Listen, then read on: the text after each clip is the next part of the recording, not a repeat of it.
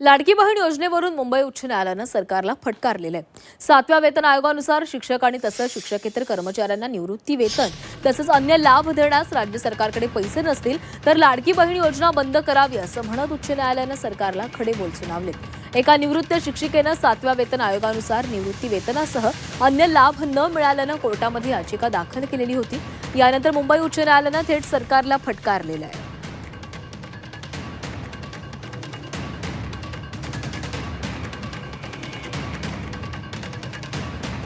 मुंबई महापालिकेच्या शिक्षण विभागातून निवृत्त झालेल्या एका शिक्षिकेनं हायकोर्टात याचिका दाखल केली आहे।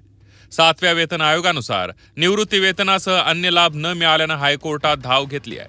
7व्या वेतन आयोगानुसार निवृत्ती वेतन तसंच अन्य लाभ देण्यासाठी पालिकेकडे पैसे नाहीत। राज्य सरकार पैसे देत नाही। याचिकेवर पालिकेच्या वकिलांनी कोर्टात भूमिका मांडली।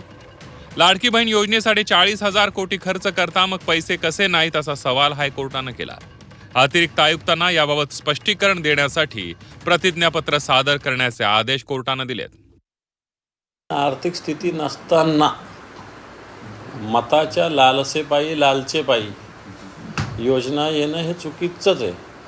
आत्ता ही योजना सुरू होऊन 1.5 वर्ष झालं तरी याला बजेटरी प्रोव्हिजन नाही आहे जेवढी पाहिजे तेवढी। समजा 45,000 कोटी रुपये लागतात तर कुठं प्रोव्हिजन आहे? शेतकऱ्यांची कर्जमाफी जाहीर केलेली आहे, कुठं प्रोव्हिजन आहे?